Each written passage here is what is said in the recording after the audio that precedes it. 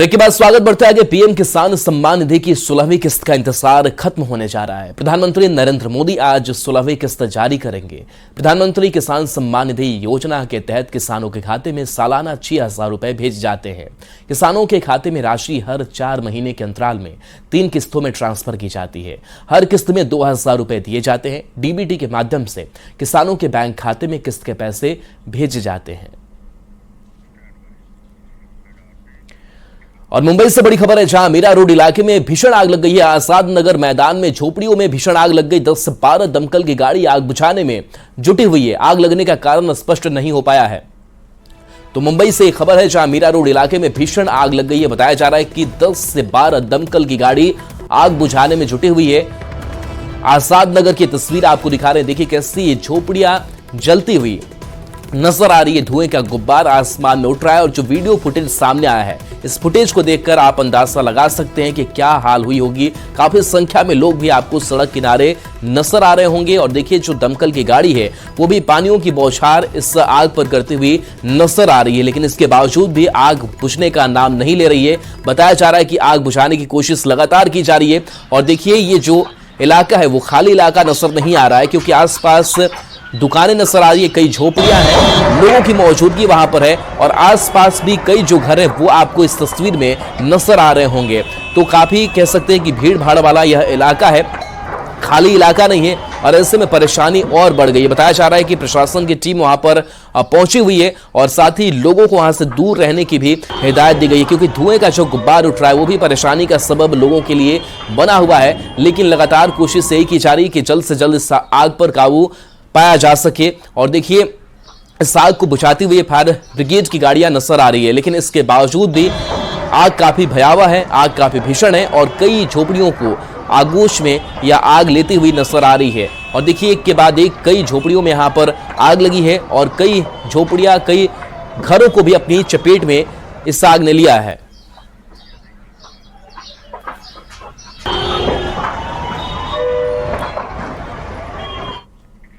राष्ट्रपति Draupadi Murmu Jharkhand central university में दीक्षांत समारोह में शामिल होने के लिए आज रांची आ रही है। वो सुबह 11:50 पर रांची के बिरसा मुंडा एयरपोर्ट से मनातू के झारखंड सेंट्रल यूनिवर्सिटी पहुंचेंगी, जहां उनका परंपरागत तरीके से स्वागत किया जाएगा।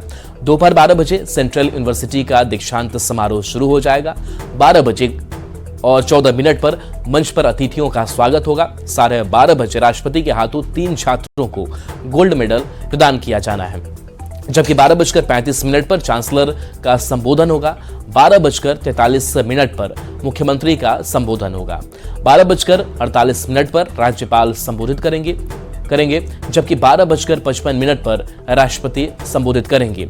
कार्यक्रम खत्म होने के बाद दोपहर 1:13 पर राष्ट्रपति द्रौपदी मुर्मू सेंट्रल यूनिवर्सिटी से वापस लौट जाएंगी। तो ये पूरा शेड्यूल इस दौरे को लेकर के, इस कार्यक्रम को लेकर के राष्ट्रपति का। बढ़ेंगे आगे। जनविश्वास यात्रा के दौरान देर रात जमुई पहुंचे तेजस्वी यादव के काफिले की एक वाहन की चपेट में आने से मोहम्मद अल्तमश नाम का एक युवक गंभीर रूप से घायल हो गया। मौके पर मौजूद आरजेडी कार्यकर्ता ने घायल युवक को सदर अस्पताल में भर्ती कराया। जानकारी के अनुसार जिस बस पर तेजस्वी यादव सवार थे, वहां जाकर युवक सेल्फी लेना चाह रहा था। उसी दौरान काफिले की गाड़ी की चपेट में आने से वो घायल हो गया। जी, काफिला बहुत थे। तेजस्वी जी के स्वागत में सभी युवाओं का जोश उनके स्वागत में थे, लेकिन गाड़ी के बाइक का जो है सो टकराव से गिर जाने से जो है थोड़ा सा जख्म हो गए। उनको जो है युवक कहाँ का रहने वाला है, कौन है? जम्मू के हैं।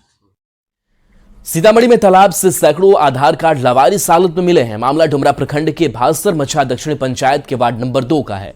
लावारिस हालत में फेंके गए आधार कार्ड मिलने से लोग हैरान हैं। ग्रामीणों का कहना है कि स्थानीय डाकघर के कर्मचारी की लापरवाही के कारण आधार कार्ड यहाँ फेंके मिले हैं।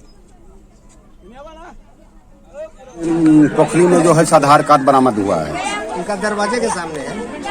कितना आधार कार्ड मिला है? वही गिनती कितना होगा, 1200 1300 कितना है? 500 है। 500 आधार कार्ड मिला है। जो आधार कार्ड में नाम लिखा हुआ है इस गांव में किसी का है क्या वो? हाँ, सब इस गांव का है, उत्तरी पंचायत का, दक्षिणी का है। इसी गांव का है जी। क्या लगता है आपको? क्या लग रहा है, कहाँ से आया होगा? कहाँ से आया होगा तो वो जो है दक्षिण है, तो वो अपना कहाँ से लाया है, न लाया है तो वो तो न समझेंगे। भागलपुर में जाम की समस्या से लोग हलकान हैं। स्मार्ट सिटी योजना के तहत शहर में कई जगहों पर सिग्नल लाइट लगाए गए हैं, लेकिन ट्रैफिक नियम का पालन नहीं हो रहा है। हालत यह है कि पूर्वी क्षेत्र के सबसे बड़े अस्पताल के मुख्य गेट के सामने रिक्शा चालकों की भीड़ लगी रहती है। अस्पताल पहुंचने वाले मरीजों को भीड़ की वजह से काफी परेशानी होती है। मौके का जायजा लिया है हमारे सहयोगी आशीष रंजन ने। अभी हमें भागलपुर के सबसे बड़े अस्पताल जवाहरलाल नेहरू चिकित्सा अस्पताल के गेट के सामने आप देख सकते हैं कि ये अस्पताल का मुख्य गेट है और इसके सामने में जो है भारी संख्या में ई रिक्शा ऑटो जो है उसका जमावड़ा लगा रहता है। आप देख सकते हैं कि यहाँ पर जो है पूरा सड़क जो है ई रिक्शा और ऑटो से भरा रहता है और जब एम्बुलेंस आती है तो एम्बुलेंस को भी 5 से 10 मिनट का समय लगता है, तब वह अंदर घुस पाती है। ऐसा तो परेशानी हो ही जाता है ना, गेट के सामने ही। हाँ, गेट के सामने कितना दिक्कत लगता है? दिक्कत तो पूरे 10 मिनट 5 मिनट जाम रहता है तो लग ही जाता है। कीजिए रोज का यही हालत है। रोज तो हम नहीं आते कीजिए, लेकिन जब आते हैं देखते हैं जाम में कीजिए, मैंने बराबर जाम लगता जाम लगता है उसे। ऐसे में तो मरीज मर भी सकता है। हाँ, मर सकता है, जब खड़ा रहेगा नहीं मरेगा। कोई देखने वाला उसका काम कोई है? कोई नहीं। कोई नहीं, हटाएगा तभी तो गाड़ी सब लगा हुआ टोटो उसको। अगर किसी मरीज की हालत ज्यादा खराब हो तो समझा जा सकता है कि उसके साथ क्या हो सकता है। वहीं आप देख रहे हैं कि एक पुलिस के पदाधिकारी हैं जो अकेले जो है यहाँ पर हटाने का प्रयास कर रहे हैं, लेकिन ये नज़ारा जो है प्रतिदिन का है और इसी तरह से जाम लगता है। एक तरफ जहाँ शहर के ट्रैफिक डीएसपी जो है दावा करते हैं कि शहर में जाम को हटाने के लिए जो है कई प्रयास किए जा रहे हैं, वहीं सबसे बड़े अस्पताल के सामने ही जब इस तरह का माहौल हो तो समझा जा सकता है कि पूरे शहर का हालात क्या होगा। आशीष रंजन, न्यूज 18 भागलपुर। रामगढ़ में टास्क फोर्स के गठन और कार्रवाई के बाद भी दिन के उजाले में धड़ल्ले से बालू का अवैध कारोबार जारी है। पतरातू थाना क्षेत्र के महुआ टोला और संडसी गढ़ा दामोदर नदी घाट से बालू की तस्करी की जा रही है। बालू की तस्करी के कारण रोजाना सरकार को लाखों का नुकसान हो रहा है। इस पर अधिक जानकारी दे रहे हैं हमारे संवाददाता जावेद खान। बालू के अवैध खनन परिवहन को लेके जो सूचना मिलती आती है उसको लेके जैसा कि आप अवगत हैं, जिला स्तर पे टास्क फोर्स का गठन किया गया है। उसकी नियमित रूप से बैठकें होती है जिसमें से इन मुद्दों को रखा जाता है और भी जो आप लोग के माध्यम से सूचनाएं प्राप्त होती है, समाचार पत्र में प्रकाशित होती है, उन्हें डीसी साहब या अन्य वरीय पदाधिकारी द्वारा संज्ञान लेकर एक टास्क फोर्स की टीम का गठन कर उस पर निरंकुश लगाने हेतु आवश्यक कार्रवाई की जाती है। इस वक्त मैं मौजूद हूँ पतरातू थाना क्षेत्र के महुआ टोला के 52 नंबर अंडरपास के निकट। आप देख सकते हैं यहाँ पर बालू का अवैध कारोबार लगातार जारी है। बगल के दामोदर नदी से यहाँ पर ट्रैक्टर के माध्यम से बालू की अवैध ढुलाई की जा रही है। दूसरी ओर खनन विभाग द्वारा दावा किया जा रहा है कि टास्क फोर्स के माध्यम से यहाँ पर बालू के अवैध कारोबार पर लगातार कार्रवाई की जा रही है। लेकिन हम कैमरे के माध्यम से देख सकते हैं कि किस तरह से बालू की ढुलाई दिन के उजाले में धड़ल्ले से की जा रही है। कैमरे के माध्यम से देखा जा सकता है कि किस तरह से बालू की ढुलाई की जा रही है। आप देख सकते हैं लगातार जो है बालू यहाँ पर ढुलाई हो रही है और यहाँ पर खनन विभाग और जो स्थानीय प्रशासन है वो कहीं न कहीं नाकाम साबित हो रहा है और यहाँ पर बालू की दिन के उजाले में ही लूट की जा रही है। इससे सरकार को लाखों रुपए के राजस्व का नुकसान प्रतिदिन उठाना पड़ रहा है। जावेद खान, न्यूज 18 रामगढ़। गया में ताइवानी पर्यटकों ने पिंडदान किया। मोक्ष नगरी गया जी के विष्णुपद मंदिर स्थित फल्गु नदी के किनारे अपने पूर्वजों का पर्यटकों ने पिंडदान किया। ताइवानी पर्यटक सबसे पहले फल्गु नदी पहुंचे, जहां से विष्णुपद मंदिर और फिर अक्षयवट के नीचे अपने पूर्वजों का पिंडदान किया। दरअसल ताइवान के लोगों को वैदिक हिंदू परंपरा में बड़ी आस्था है।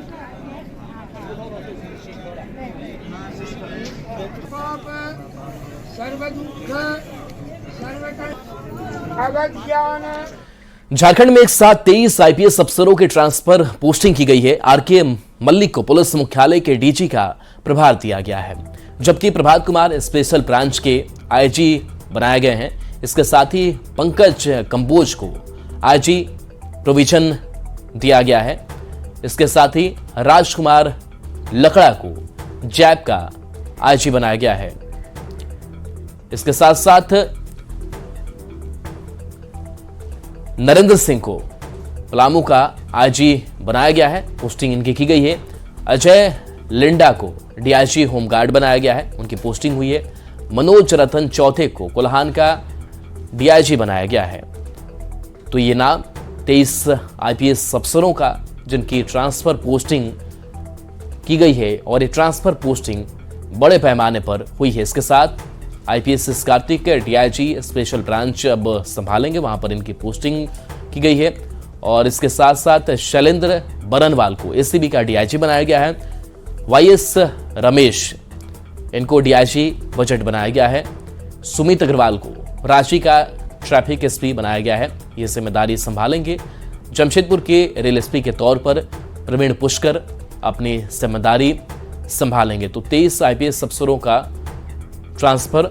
और इसके साथ साथ शंभू सिंह को गुमला का SP, अंजनी अंजन को रांची का ग्रामीण SP, विकास पांडे को चतरा, डॉक्टर कुमार विमल को रामगढ़, मनीष टुप्पो को सरायकेला और पीयूष पांडे को लातेहार का SP बनाया गया है।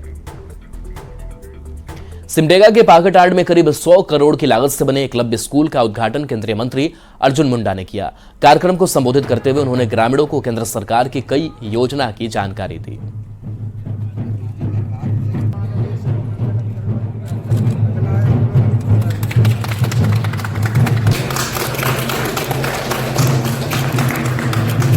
कि सिमडेगा के सुदूरवर्ती पाकरटांड में एक भव्य एकलव्य मॉडल रेजिडेंशियल स्कूल का, जिसका शिलान्यास हमने किया था, आज उद्घाटन भी हमारे हाथों हो रहा है। प्रशासनिक पदाधिकारी के उपस्थिति में सारे लोगों के एफर्ट से ये बहुत जल्दी बन करके, बहुत अच्छा बन करके तैयार हुआ। अब इसमें 480 बच्चे नामांकित होंगे। खबर मोतिहारी से है, जहां मोतिहारी में बूढ़ी गंडक नदी फरवरी महीने में सूखने की स्थिति में हो गई है। नदी में बहाव कम होने से जल संकट उत्पन्न हो गया है। जलस्तर के कम होने से स्थानीय लोग काफी चिंतित हो गए हैं।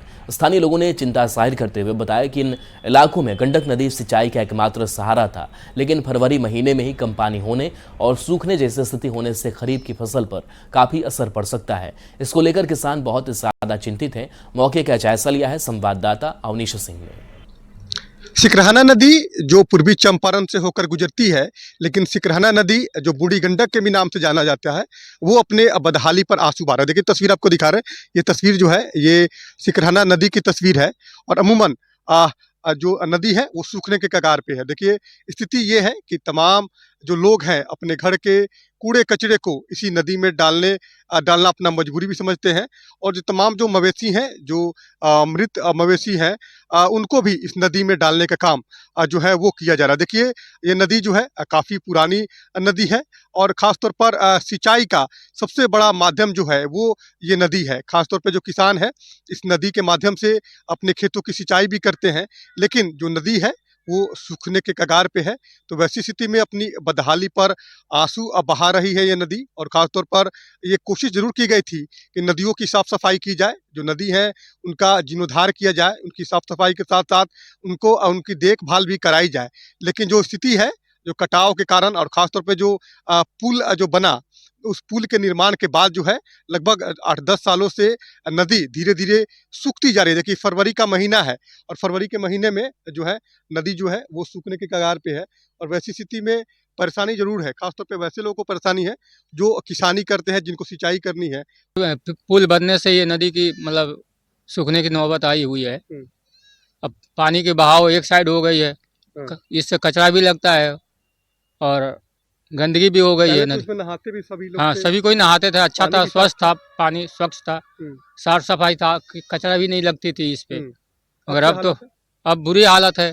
पुल बनने से नदी की सफाई और गंदगी ज्यादा हो गई। तो अब सिंचाई भी नहीं हो पाएगा इससे। सिंचाई तो मोटर से होती ही है। तो धीरे सूख रही है नदी। देखिए नदी सूख रही है, एक साइड हो गई है, धार एक साइड चली गई है। अब तो धार उधर को उधर की सिंचाई होगी, इधर की मतलब मुश्किल से होती है। अमूमन नदी ही एक ऐसा माध्यम है जहाँ पर तमाम लोग स्नान करते थे, सिंचाई होती थी, सभी लोग घर का भी काम करते थे। ये नदी पीने योग्य पानी इसका था, लेकिन स्थिति यह है कि गंदगी के कारण जो लोग हैं वो अब पानी इसका सेवन नहीं कर रहे हैं और वैसी स्थिति में जिस तरह से फरवरी महीने में ही नदी सूख रही है, तो आने वाले समय में किसानों के लिए सिंचाई एक बड़ा संकट भी हो सकता है। उनीश कुमार, न्यूज़ 18 मोतिहारी। मुंगेर के वासुदेवपुर ओपी क्षेत्र के उमेश सैनी के लापता मामले में एक बड़ा खुलासा हुआ है। पुलिस ने इस मामले में एक आरोपी को गिरफ्तार किया है, जिसने पूछताछ के दौरान बताया कि उमेश सैनी लापता नहीं हुआ था, बल्कि मछली मारने के लिए इलाके में बांटने के विवाद में उसकी हत्या की गई थी। गिरफ्तार आरोपी ने अपना गुनाह कबूल किया है और कहा कि उमेश सैनी को 5 लोगों ने मिलकर मारा था और फिर हत्या के बाद शव को बोरे में बंद कर गंगा में बहा दिया गया था। हम लोगों ने उसका अनुसंधान करना प्रारंभ किया और उस क्रम में हमने अरविंद सहनी को गिरफ्तार किया है। उससे जब पूछताछ की गई तो उसने बताया कि मछली मारने को लेके इन लोगों के बीच में विवाद हुआ, जिसमें उसने जो मृतक है उसको सर पे मार दिया और मारने से उसको गंभीर रूप से घायल हो गया। कुछ देर के बाद उसकी सांस रुक गई, वो हड़बड़ा गया और हड़बड़ाने के बाद सभी लोगों ने मिलके क्या किया कि उसके लाश को बोरी में बांधा और फिर गंगा में डाल दिया। पता चला कि जान मार दियो, मट्टी में गाड़ दियो, पेट चिर के भाषा मार दियो। 4 बजे ले गई भैया बोला के वो ले गया, पेट चिर के मट्टी में गाड़ दियो। की चाहिए कि अब आप क्या चाहते हैं? हम बाबू ये चाहते हैं इसको कि हमको कोई वालिश नहीं, हम तो बिन वालिश होगी, हम तो बच्चा कैसे पोस सके। चतरा पुलिस ने बड़ी कार्रवाई करते हुए भुयारडीह में बीहड़ जंगल में अफीम के फसल को नष्ट किया है। अभियान का नेतृत्व कर रहे एसडीपीओ संदीप सुमन ने बताया कि एसपी राकेश रंजन के निर्देश पर जिले में अलग अलग स्थानों पर अफीम नष्ट करने का महाअभियान की शुरुआत की गई है। दरअसल पुलिस ने नक्सलियों के भीषण मुठभेड़ में 2 जवानों की शहादत का बदला लेने के लिए चतरा पुलिस ने कमर कस ली है।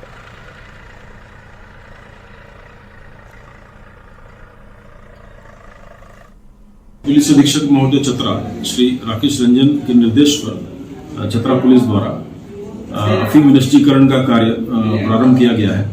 यह अभियान गम्हार तरी, नारायण तरी तथा हेटबेरी इलाके में प्रारंभ किया गया तथा चतरा के अन्य क्षेत्रों में अफीम निष्टीकरण का कार्य किया गया तथा सभी क्षेत्रों को मिलाकर के कुल लगभग 40 एकड़ में लगी अफीम की फसल को विनष्ट किया गया है। गढ़वा को बड़ी सौगात मिलने वाली है। दरअसल दानरो नदी और सरस्वती नदी के तट के किनारे 2 किलोमीटर रिवर फ्रंट बनाने की कवायद शुरू हो गई है। लगभग 140 करोड़ की लागत से बनने वाले इस योजना का शिलान्यास मुख्यमंत्री चंपाई सोरेन 2 मार्च को करेंगे। कार्यक्रम में मंत्री मिथिलेश ठाकुर भी मौजूद रहेंगे। रिवर फ्रंट को लेकर शहरवासियों में खुशी की लहर दौड़ गई है। बहुत बढ़िया खुशी की बात है कि मंत्री जी के सजन से एक काम हो रहा है और आगे भी काम।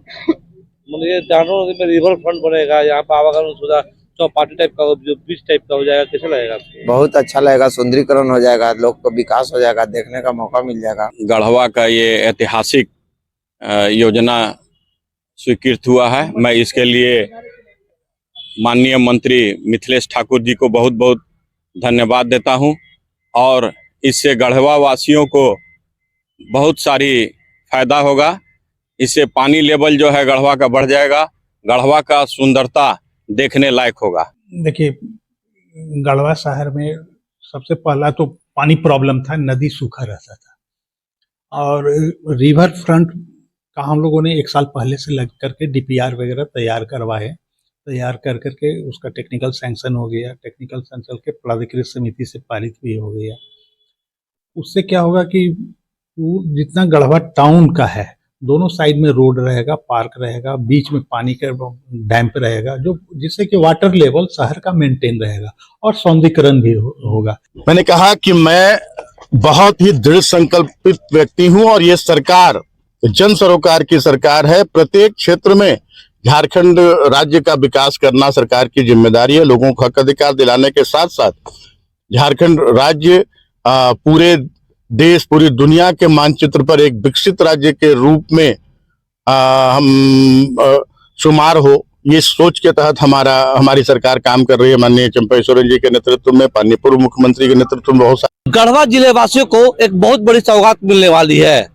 आगामी 3 मार्च को झारखंड के मुख्यमंत्री चंपाई सोरेन यहाँ पर पहुंचकर गढ़वा जिले वासियों को रिवर फ्रंट की सौगात देने वाले हैं। लगभग 150 करोड़ की लागत से बनने वाली यह रिवर फ्रंट लगभग 2 किलोमीटर तक चलेगा। इससे यहाँ के लोग शहर का सुंदरीकरण बढ़ जाएगा और पर्यटकों में काफी उत्साह होगी। स्थानीय विधायक सह मंत्री मिथिलेश ठाकुर के पहल पर चंपई सोरेन की सरकार इस योजना की शुरुआत करने वाले हैं। चंदन कश्यप, न्यूज़ 18 गढ़वा। सरायकेला खरसावा के तिरुल्टी, चागर और कपाली यूपी क्षेत्र में अवैध बालू का खेल धड़ल्ले से चल रहा है। वहीं इस अवैध बालू के खेल पर जेएमएम नेता बाबर खान का कहना है कि जिला प्रशासन अवैध बालू का परिचालन और पत्थर खनन पर अंकुश लगाने में पूरी तरह से असफल है और अगर इस पर जल्द कार्रवाई नहीं की गई तो मुख्यमंत्री चंपाई सोरेन से मिलकर आंदोलन करेंगे। बता दें कि अवैध बालू के खेल से सरकार को लाखों रुपए का हर रोज नुकसान हो रहा है कि आज तक जिला प्रशासन उस पर गंभीर होकर के ये चोरी को रुकवाने में असफल है।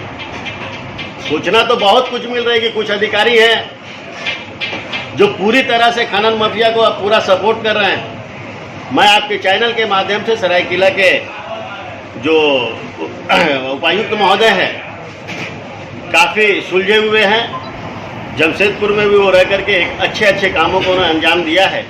मैं उनसे आशा करता हूं और अपना मैसेज आपके चैनल के माध्यम से भेजना चाहता हूं कि चोरी बाजारी रुकनी चाहिए। और चलिए न्यूज़ 18 बिहार झारखंड पर खबरें आपके लिए लगातार जारी हैं।